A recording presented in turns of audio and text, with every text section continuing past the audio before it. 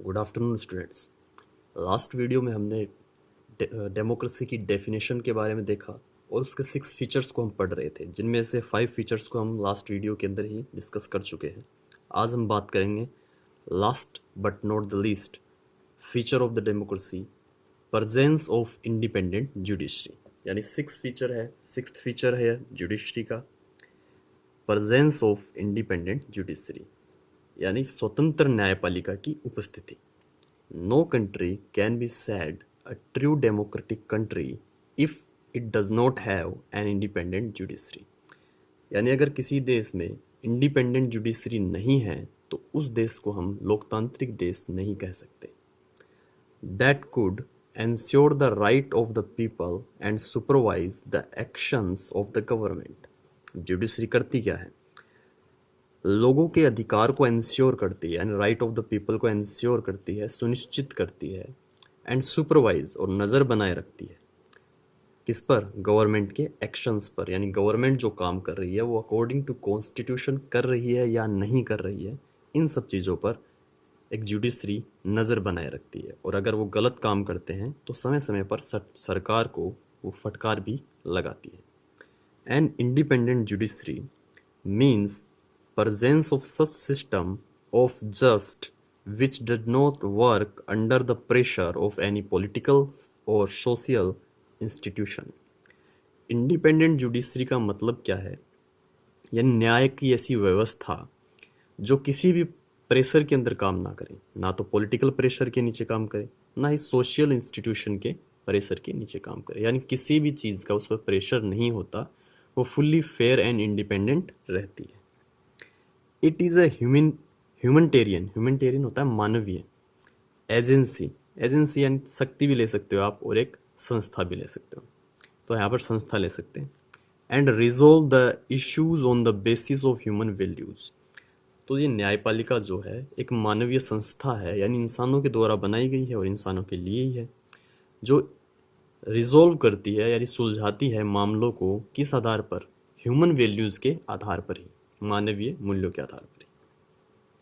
In India we have a Supreme Court which has been given supreme power to direct and question even the topmost political institute like Prime Minister and his cabinet and other governing agencies। हमारे देश के अंदर भी, हमारे देश में एक supreme court है जिसके पास सुप्रीम पावर है, यानी सबसे महत्वपूर्ण शक्तियाँ हैं उसके पास, कि वह डायरेक्टली भी क्वेश्चन कर सकती हैं। किसको? हमारे देश के टॉप मोस्ट पॉलिटिकल इंस्टीट्यूट यानी सबसे बड़ी राजनीतिक शक्ति किसके पास है? प्रधानमंत्री के पास है। तो जो सुप्रीम कोर्ट है वो प्रधानमंत्री से भी सवाल जवाब कर सकती है, उसके कैबिनेट मिनिस्टर्स के साथ भी सवाल जवाब कर सकती है, या किसी भी मामले पर जवाब मांग सकती है, या जितनी भी हमारे देश में गवर्निंग एजेंसीज हैं, सरकारी ताकतें हैं, संस्थाएं हैं, सबसे वह किसी भी विषयों पर सवाल या जवाब कर सकती है। अब हम बात करते हैं वाई डेमोक्रेसी। अगर डेमोक्रेसी की आवश्यकता है तो क्यों है? अब तक हमने पढ़ा meaning of the definition democracy और उसके 6 फीचर्स के बारे में, लेकिन हम जिस डेमोक्रेसी की बात कर रहे हैं वो डेमोक्रेसी चाहिए क्यों, आवश्यकता क्यों है? इस चीज़ को समझने के लिए हम 5 पॉइंट्स को कंसीडर करेंगे। तो number 1, why do we need a rule over us. पहला पॉइंट ये है कि हमें किसी शासन की ज़रूरत ही क्यों है, यानी हमारे ऊपर कोई सरकार हो, कोई शासन व्यवस्था हो, ये आवश्यकता ही क्यों है? तो पहले ही हम ये जानेंगे। सेकंड है, what are the kinds of rule. शासन कितने प्रकार का होता है, यानी जो शासन है वो कितने टाइप के होते हैं। थर्ड है, which rule is better than others. और ये जितने भी प्रकार के जो शासन होते हैं उनमें से कौन सी शासन व्यवस्था बेहतर है, सबसे अच्छी है। Arguments against democracy. कुछ बातें जो कि डेमोक्रेसी के खिलाफ हैं, या कुछ बातें हैं जिन्हें डेमोक्रेसी के अगेंस्ट माना जाता है, जो बुराइयां हैं डेमोक्रेसी की, उनके बारे में डिस्कशन करेंगे। आर्गुमेंट फॉर डेमोक्रेसी, और कुछ आर्गुमेंट हैं जो डेमोक्रेसी के फेवर में हैं, यानी ऊपर वाले आर्गुमेंट डेमोक्रेसी के डिसफेवर में हैं, अगेंस्ट हैं, नीचे वाले उसके फेवर में हैं। पहले वाले कहते हैं कि डेमोक्रेसी में क्या बुराइयां हैं, नीचे वाले आर्गुमेंट बताएंगे कि डेमोक्रेसी के फ़ायदे क्या क्या हैं। तो हम सबको डिटेल से हम पढ़ेंगे। तो फर्स्ट है, why do we need a rule over us, कि हमें किसी भी शासन व्यवस्था की हमारे ऊपर आवश्यकता ही क्यों है। Some people say that there is no need of government और रूल, कुछ लोग कहते हैं कि सरकार की या कोई भी शासन व्यवस्था की आवश्यकता ही नहीं है। सोसाइटी विल मूव इटसेल्फ, समाज या सोसाइटी जो है अपने आप ही आगे बढ़ेगा। And the rule is a kind of evil, और जो शासन है वो एक बुराई की तरह ही है। इट हिंडर्स, हिंडर होता है बाधा डालना, रोकना, द फ्रीडम ऑफ ह्यूमन, और ये शासन व्यवस्था है, गवर्नमेंट है, वो इंसान की आज़ादी के अंदर बाधा डालता है। What do you think about this view, तो ये जो हमने पढ़ा कि भाई शासन नहीं होना चाहिए, समाज अपने आप आगे बढ़ सकता है और शासन इंसान की आज़ादी में बाधा डालता है, इस व्यू को या इस दृष्टिकोण पर आप क्या सोचते हैं, ये सही है या गलत है। इस चीज़ को समझने के लिए हमारे पास एक एग्जाम्पल है, देखते हैं। To understand the need of rule, read this simple example. तो भाई आवश्यकता क्यों है गवर्नमेंट की या किसी भी रूल की, इसके लिए हमें एक सिंपल सा एग्जाम्पल दिया गया है, उसे हम इजीली समझ सकते हैं। Suppose you are 4 members in your family, मान लीजिए आपके परिवार में आप 4 सदस्य हैं, your mother, your father, elder brother and you, यानी आपके माता पिता, आपका एक बड़ा भाई और एक आप। Your father has bot 2 toys for his children, और आपके पिता आप दोनों भाइयों के लिए 2 खिलौने लेकर आते हैं, one for you and another for your elder brother, एक आपके लिए एक आपके बड़े भाई के लिए। You and your brother are happy to have their beautiful toys and begin to play, यानी आप अच्छे सुंदर खिलौने पाकर बड़े खुश होते हैं और दोनों भाई उन खिलौनों के साथ खेल रहे हैं। After 2 days, the toy of your brother gets damaged and he snatched away your toy to play. 2 दिन के बाद आपके बड़े भाई का खिलौना टूट जाता है और वो आपसे आपका खिलौना छीन लेता है खेलने के लिए। स्नेच होता है छीनना। You are not willing to give, will यानी इच्छा, to give your toy to him. अब आपको आपकी इच्छा नहीं है कि आप अपना खिलौना अपने बड़े भाई को दें, but he is stronger then you, लेकिन वह आपसे ज़्यादा शक्तिशाली है।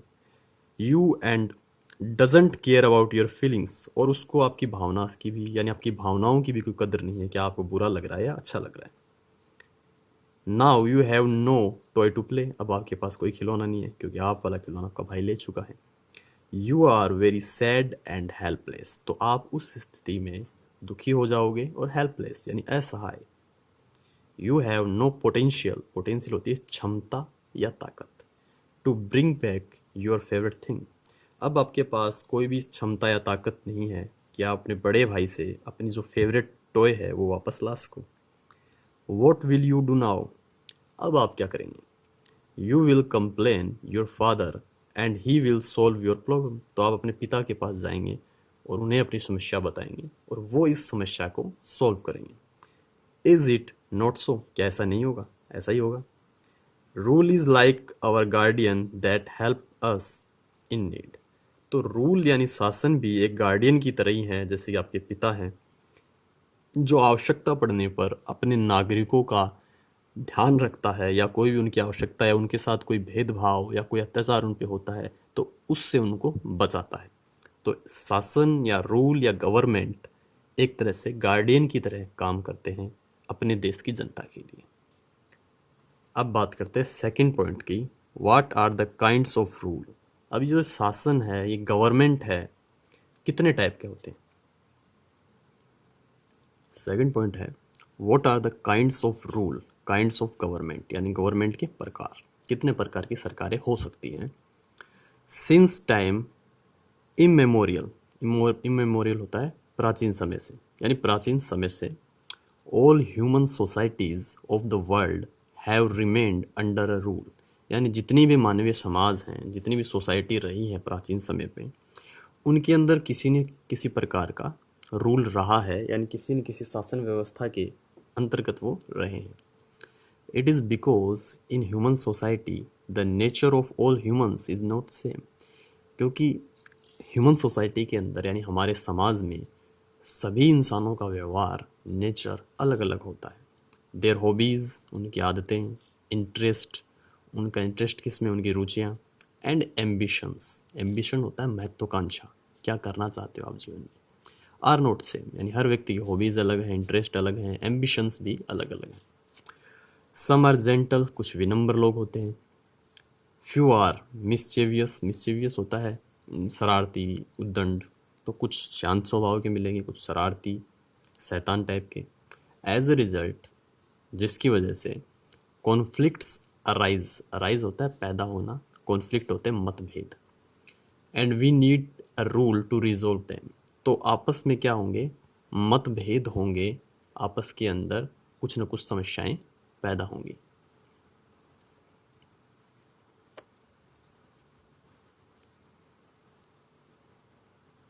ठीक है, तो हमें उस समस्या या उस कॉन्फ्लिक्ट को दूर करने के लिए किसी न किसी रूल या शासन की ज़रूरत पड़ेगी। Here we shall discuss the forms or kinds of rules which are typically observed। तो विशेष रूप से कौन कौन से रूल होते हैं, 7 types of government, 7 kinds of government हम डिस्कस करेंगे। तो वन बाय वन देखते हैं। सबसे पहले एनार्की। एनार्की होता है अराजक तंत्र। तो आप साथ साथ लिख सकते हो इनकी मीनिंग। एनार्की का मतलब होता है अराजक तंत्र। A society having different locally set ruled settlement without a central governing body। यानी ऐसा समाज जहाँ पर स्थानीय लोग, अलग अलग स्थानीय लोग राज करते हैं, रूल करते हैं अपनी अपनी मर्जी से, कोई पर्टिकुलर उनके अंदर कोई नियम नहीं होता, और उनके ऊपर कोई सेंट्रल गवर्नमेंट भी नहीं होती, यानी वो व्यक्ति अपने हिसाब से रूल करते हैं। ठीक है, एग्जाम्पल है, following the outbreak of civil war in Somalia in 1991। 1991 के अंदर सोमालिया देश के अंदर गृह युद्ध हुआ था, सिविल वॉर, और उसके बाद में it entered the state of anarchy. तो वहाँ पर एनार्की शुरू हो गया था। अलग अलग वर्ग के जो शक्तिशाली लोग थे उन्होंने शासन करना शुरू कर दिया, और इसके अंदर बहुत ज़्यादा अत्याचार वगैरह किए जाते हैं। सेकंड है एरिस्टोक्रेसी, जिसके इसे हम कहते हैं कुलीन तंत्र। कुलीन तंत्र का आगे हम समझते हैं एग्जैक्ट अर्थ क्या है। A form of government in which wealthy nobles are given power over those living in lower economic state. यानी जो पैसे वाले लोग हैं, जो श्रेष्ठ परिवार के लोग हैं, धनी परिवार के लोग हैं, जिन्हें हम वेल्दी नोबल्स कहते हैं, वो अपने से गरीब लोग यानी इकोनॉमिक स्टेटस में जो उनसे कम हैं उनके ऊपर गवर्न करते हैं, शासन करते हैं। इसे कहते हैं एरिस्टोक्रेसी। जैसे कि प्राचीन ग्रीस के अंदर ऐसा हुआ करता था, जो पैसे वाले लोग थे वो अपने से नीचे वाले लोगों पर गवर्न किया करते थे, रूल किया करते थे। ब्यूरोक्रेसी, ब्यूरोक्रेसी का मतलब होता है नौकरशाही, अधिकारी तंत्र। ठीक है, दोनों कोई भी आप ले सकते हो। A form of government in which government officials, official होते हैं अधिकारी, enjoy power under the direction of dictator और डेमोक्रेटिक एजेंसी। यानी या तो तानाशाही के नीचे, यानी तानाशाह के नीचे जो काम करते हैं गवर्नमेंट ऑफिसर्स, वो अपनी शक्तियों के द्वारा, यानी अपनी शक्तियों के द्वारा जो नीचे लोग हैं, आम जनता है, उन पर गवर्नमेंट करते हैं, उनके ऊपर शासन करते हैं। या किसी भी डेमोक्रेटिक एजेंसी यानी किसी भी लोकतांत्रिक सरकार में जो अधिकारी होते हैं, जिनके पास सरकारी शक्तियाँ होती हैं, वो लोगों पर शासन करते हैं, तो उसे हम कहते हैं ब्यूरोक्रेसी। फोर्थ है डेमोक्रेसी, जिसके बारे में हम पता है, लोकतंत्र। A form of government in which the people are given a direct role in choosing their leadership. इसके अंदर ऐसी सरकार बनाई जाती है या जनता डायरेक्ट अपनी पसंद के प्रतिनिधि को चुनकर वोट डालकर सरकार का निर्माण करती है। इसका एग्जाम्पल है इंडिया, इंडिया के अंदर डेमोक्रेसी है, एंड यूएसए, अमेरिका। सेकंड है मोनार्की। मोनार्की होता है राजतंत्र, नाम से ही पता चल रहा है कि राजा का राज होगा। अ form of rule in which absolute यानी पूर्ण, पावर एंड अथॉरिटी, अथॉरिटी यानी अधिकार, तो पूर्ण शक्ति और अधिकार are held by a single member, एक ही व्यक्ति के पास होता है, ऑफ अ रॉयल फैमिली यानी शाही परिवार के एक व्यक्ति के पास एब्सोल्यूट पावर एंड अथॉरिटी होती है, जिसे हम क्या कहते हैं, किंग कहते हैं यानी राजा कहते हैं। एग्जाम्पल देखते हैं, Saudi Arabia, Morocco, Oman, Bruny etcetera. About 45 Nations in the world have this kind of government, और हमारे विश्व के अंदर जितने भी कंट्रीज़ हैं 196 के, ऑलमोस्ट 196 कंट्रीज़ हैं, उनमें से 45 नेशंस जो हैं वो कैसे हैं, मोनार्की वाले हैं, जिनमें राजाओं का राज है, राजतंत्र है। 6 टाइप ऑफ गवर्नमेंट क्या है, डिक्टेटरशिप यानी तानाशाही तंत्र, अ form of government in which absolute power lies in the hands of a single person, इसमें भी शक्ति एक ही व्यक्ति के हाथ में होती है, पूरी शक्ति एक ही व्यक्ति के हाथ में होती है, लेकिन वो किसी शाही परिवार का व्यक्ति नहीं होता, या तो वो मिलिट्री पावर के बल पे आ गया है होता है, यानी सैन्य शक्ति को अपनी तरफ करके अपनी तरफ मिलाकर वो व्यक्ति पावरफुल बना होता है, या किसी और तरीके से उसने शक्ति को प्राप्त किया होता है। एग्जाम्पल देखते हैं, in 1999 general Parvez Musharraf overthrew the elected government of Pakistan and become the ruler. यहाँ हम समझ सकते हैं कि जनरल परवेज मुशर्रफ क्या थे, वहाँ के जर्नल थे यानी सैन्य अधिकारी थे बड़े, तो उन्होंने अपने मिलिट्री पावर के बल पे वहाँ की सरकार को हटा दिया और खुद क्या बन गए थे, रूलर, तो इसे हम डिक्टेटरशिप कह सकते हैं। अगला है लास्ट, थियोक्रेसी। थियोक्रेसी का मतलब धर्मतंत्र, यानी जहाँ पर किसी न किसी बड़े धर्म गुरु की सरकार या रूल चलता हो। A form of government in which religious clergy, clergy होता है पादरी या पुजारी, कई सारे ले सकते हो आप इसको, occupies the main role in ruling, यानी सरकार चलाने में सबसे मेन रोल किसका होगा, किसी भी बड़े धर्म गुरु का, ठीक है, धार्मिक धर्म गुरु का उसमें शासन होगा। Iran is a theocratic state in the world, Iran के अंदर थियोक्रेटिक शासन है, धर्मतंत्र का राज है। तो ये 7 प्रकार के हमने सरकार के रूपों के बारे में बात की, अलग अलग प्रकार के टाइप्स हैं, जिसके अंदर से हम डिस्कस करेंगे कौन सा सबसे बेहतर है, यानी हमने सब के बारे में जाना है, और इनमें से सबसे बेटर, सबसे बेस्ट गवर्नमेंट या काइंड ऑफ गवर्नमेंट कौन सा है, इसके बारे में देखेंगे। Which rule is better than others, तो कौन सा रूल दूसरे की तुलना में अच्छा है, सबसे अच्छा है, हम ये कह सकते हैं। रूल इज़ फॉर पब्लिक, शासन जनता के लिए होता है, ये हमें पता है। In simple words, that rule is better than others which is according to desires, needs and ideals of people, ideal होते हैं others.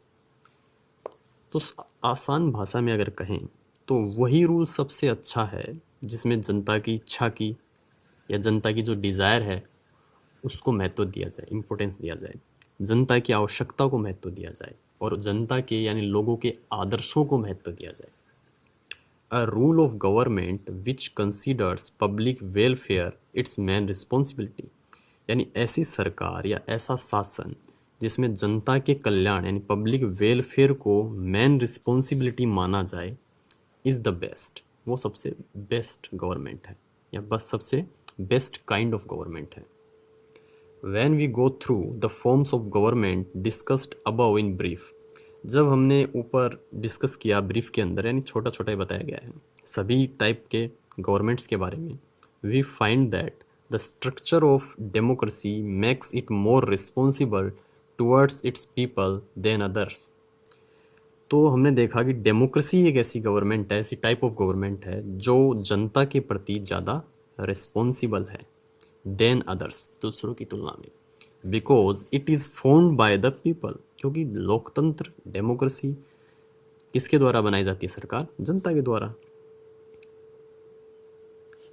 They have option to change their rulers, और हर एक पर्टिकुलर टाइम पीरियड यानी हर 5 या 6 साल के बाद में हमें मौका मिलता है, 5 साल के बाद में मौका मिलता है कि हम अपने रूलर को बदल सकते हैं। To put pressure over their rulers to work for them, जिससे कि दबाव बना रहता है हर एक रूलर के ऊपर, हर एक रिप्रेजेंटेटिव के ऊपर कि वो काम करे जनता के लिए, वरना अगले 5 साल के बाद उसको हटा दिया जाएगा या उसको दोबारा से जनता पसंद नहीं करेगी। In the coming issues like arguments for against the democracy, the superiority of democracy to other form of government will be clear।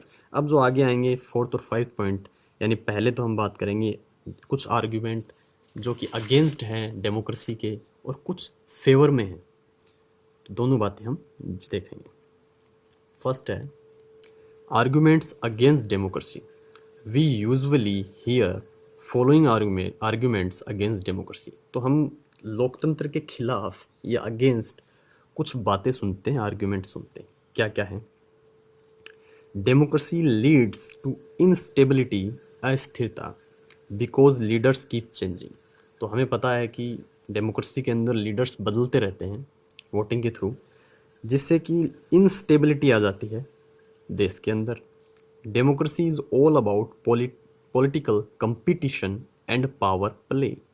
Democracy के अंदर सिर्फ पॉलिटिकल कंपटीशन ही चलता रहता है, यानी सब नेता या सब पार्टी जितनी भी है पॉलिटिकल पार्टीज सब जीतने के लिए काम करती हैं कि कंपटीशन जैसा रहता है कि हम जीत जाएं, उसको हरा दें। एंड पावर प्ले मतलब सब पावर के लिए, सरकार बनाने के लिए एक दूसरे से कंपटीशन करती हैं। There is no scope for morality. Morality होता है नैतिकता, तो उनमें नैतिकता का कोई स्थान नहीं है। Democracy leads to delays as so many people have to consulted in the decision making process. Democracy में डिसीजन लेने से पहले हमें बहुत सारे लोगों से कंसल्ट करना पड़ता है। पार्लियामेंट के अंदर, लोकसभा, राज्यसभा के अंदर बिल पास होते हैं, फिर प्रेसिडेंट के पास हो जाता है, तो बहुत सारे एक लंबा प्रोसेस है जिससे डिसीजन मेकिंग के अंदर देरी होती है, डिले होता है। Elected leaders do not know the best interest of the people, which leads to bad decisions। जो इलेक्टेड लीडर्स हैं, इलेक्टेड मेंबर्स हैं, हो ज़रूरी नहीं है कि वह जनता के सभी इंटरेस्ट को जानते हो, यानी जनता क्या चाहती है, जनता की भलाई किन में है वो जानते हो, ज़रूरी नहीं है। इसी वजह से जो डिसीजंस लिए जाते हैं वो बैड भी हो सकते हैं, बुरे भी हो सकते हैं। It leads to corruption as it is based on electoral competition. क्योंकि डेमोक्रेसी एक इलेक्टोरल कंपटीशन पे बेस्ड है, यानी चुनाव के अंदर जीत कर जो आगे आता है वही सरकार बनाता है। इससे करप्शन की ज़्यादा संभावना रहती है, भ्रष्टाचार की संभावना ज़्यादा रहती है। Common people do not know what is the best for them. आम जनता नहीं जानती है कि कौन सी पार्टी, कौन सी पॉलिटिकल पार्टी अच्छी है या कौन सा रिप्रेजेंटेटिव उनके लिए बेहतर रहेगा, आम जनता नहीं जानती है। So they should not decide anything. इसी वजह से वो कुछ डिसाइड नहीं कर पाते। तो हमने कुछ आर्ग्यूमेंट्स पढ़े जो कि डेमोक्रेसी के खिलाफ हैं, अगेंस्ट हैं, ठीक है। It is clear that democracy is not a magical solution for all the problems. तो हमने वो ऊपर वाली बातें पढ़ी, इनसे समझ में आता है कि डेमोक्रेसी उन सभी फॉर्म से बेहतर तो है, यानी जो 7 प्रकार के जो गवर्निंग या गवर्नमेंट के टाइप्स हमने देखे हैं उनमें डेमोक्रेसी सबसे बेस्ट है। लेकिन ये कोई मैजिकल सॉल्यूशन नहीं है, यानी कोई जादुई हल नहीं है जिससे देश की जनता की सारी प्रॉब्लम्स को दूर किया जा सके। It has not eradicated, eradicated होता है उन्मूलन करना, हटा देना, मिटा देना, poverty in our country and across the world. इसने आज तक नहीं मिटाई है गरीबी, ना तो अपने देश से, ना किसी भी देश में विश्व के जहाँ जहाँ डेमोक्रेसी है। It is a form of government which only ensures that people take their own decisions। ये डेमोक्रेसी जो सरकार है इसके अंदर सिर्फ एक बात निश्चित है कि जनता अपने डिसीजन यानी अपने हिसाब से सरकार को चुनती है, बस। It does not guarantee that there decision will be good. लेकिन इसका कोई गारंटी नहीं है, इसकी कोई भी गारंटी नहीं है कि जो डिसीजन आपने लिया है, जिस रिप्रेजेंटेटिव को आपने इलेक्ट किया है, वो अच्छा है या बुरा। पीपल कैन मेक मिस्टेक्स, लोग गलती भी कर सकते हैं। Involving a large number of people in the decision making process leads to delay in decision making. जब भी कोई डिसीजन मेकिंग होती है डेमोक्रेसी के अंदर, तो इसके अंदर बड़ी संख्या में लोग शामिल होते हैं, जैसे कि पहले भी हमने पढ़ा कि लोकसभा, राज्यसभा, फिर प्रेसिडेंट, तो एक बड़े नंबर ऑफ पीपल के बीच में से कोई भी बात गुजरती है तो उसमें समय लगता है। तो जो डिसीज़न लेना है, कोई भी पॉलिसी बनानी है देश की जनता के लिए, उसमें टाइम लगता है, डिले होता है। It is also true that leadership often changes in democracy. हमें पता है कि डेमोक्रेसी के अंदर लीडरशिप जो है वो बदलती रहती है। अगर जो लीडर है उसने अच्छा काम किया है तो नेक्स्ट ईयर भी जनता उसे इलेक्ट कर देती है, या उसे वोट नहीं मिलते हैं, वो हार जाता है तो दूसरा लीडर आ जाता है। Sometimes this can set back crucial decisions and affect the governments efficiency. Crucial यानी होता है निर्णायक, डिसीजन है निर्णय, ठीक है। कभी कभी, और सेटबैक क्या नहीं होता, कमी, बाधा डालना, रुकावट डालना, ठीक है, कई चीज़ें होती हैं इसकी। तो इससे निर्णायक जो महत्वपूर्ण निर्णय हैं उनको लेने में पिछड़ जाता है देश, और इसका इफ़ेक्ट किससे पड़ता है? गवर्नमेंट की एफिशिएंसी। एफिशिएंसी होती है कार्य करने की क्षमता, तो कार्य कुशलता पर या कार्य करने की क्षमता पर प्रभाव पड़ता है। दीज आर्ग्यूमेंट्स इम्प्ले होता है संकेत देना, democracy might not be an ideal form of government.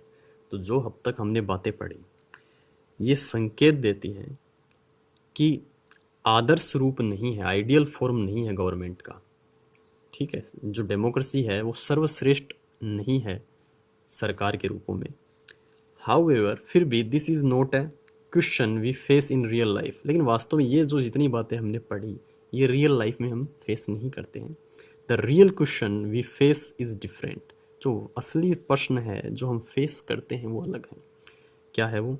Is democracy better than other forms of government that are there for us to choose from. कि जितनी भी फॉर्म ऑफ गवर्नमेंट है उनमें से डेमोक्रेसी बेटर है या नहीं है, यही प्रश्न पूछा जाता है। तो अगर इस बात को जवाब दिया जाए तो उन सभी जितने भी साथ हमने टाइप पढ़े हैं उन सब में बेस्ट क्या है? डेमोक्रेसी है। लेकिन ये बात हमें ध्यान रखनी चाहिए कि डेमोक्रेसी उन सब में तो बेहतर है लेकिन मैजिकल सॉल्यूशन नहीं है किसी भी प्रॉब्लम का। इसके बाद हम पढ़ेंगे आर्ग्यूमेंट्स फॉर डेमोक्रेसी, यानी कुछ आर्ग्यूमेंट जो कि डेमोक्रेसी के फेवर में है। ये हम नेक्स्ट वीडियो में डिस्कस करेंगे।